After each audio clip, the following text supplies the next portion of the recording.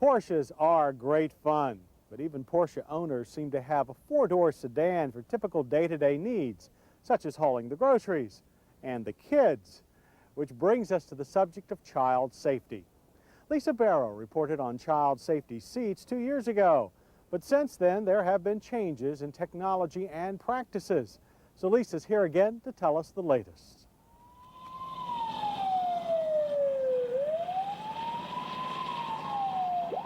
Motor vehicle crashes are the #1 killer of children in the U.S.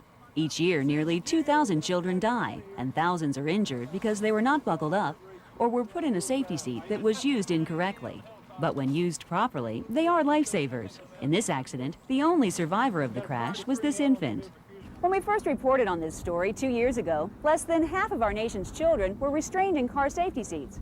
Today's statistics show that things have improved. But still, 1/3 of our children are not buckled up safely.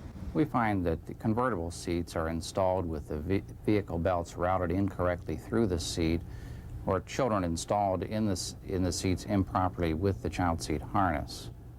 These types of mistakes could lead to the child seat coming loose during the crash and either colliding with the interior of the vehicle or being thrown completely from the vehicle. The most serious problem we see with the infant seats is that people have installed them incorrectly facing towards the front of the vehicle rather than the rear.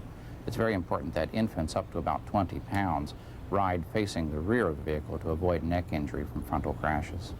Some people think you can hold a child in your arms safely. Impossible to do. If you are buckled in and holding the child, the force of that child will be about 400 pounds in an accident, and it will break from your arms, and the child will be either injured or fatally injured. It's the law in all 50 states and the District of Columbia to have your child in a restraint system.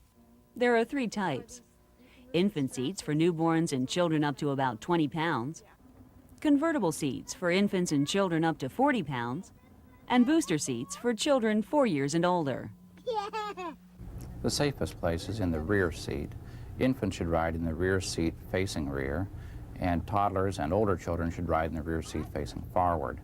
If only one adult is traveling with an infant, the infant seat can be placed in the front seat facing rear so that the adult can keep an eye on the child. If your car is equipped with automatic belts or a passenger side airbag, there are some special instructions you need to take note of when installing safety seats. The new passive occupant protection systems are much more complex than the old manual safety belts. It's now very important that parents read their vehicle owner's manual for specific instructions on how to install the child seat in their car. Each manufacturer has done their own testing and will offer the best advice for installing a child seat in that car. And what if your child must ride without a safety seat? In a case of an absolute emergency, a toddler can be secured with the vehicle lap belt or a lap shoulder belt. Any protection is better than none at all. Here are some tips that you might find helpful. Shop for a seat that is easy to install and use.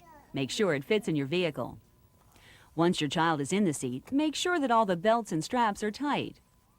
Whenever a safety seat is involved in a crash, it must be replaced.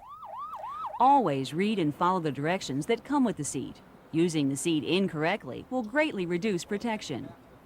And if you have any questions, call the Auto Safety Hotline at 1-800-424-9393. It may not seem worth the bother to use a child safety seat because being in a crash seems very remote. But it only takes one unexpected crash or sudden stop to make you regret your decision.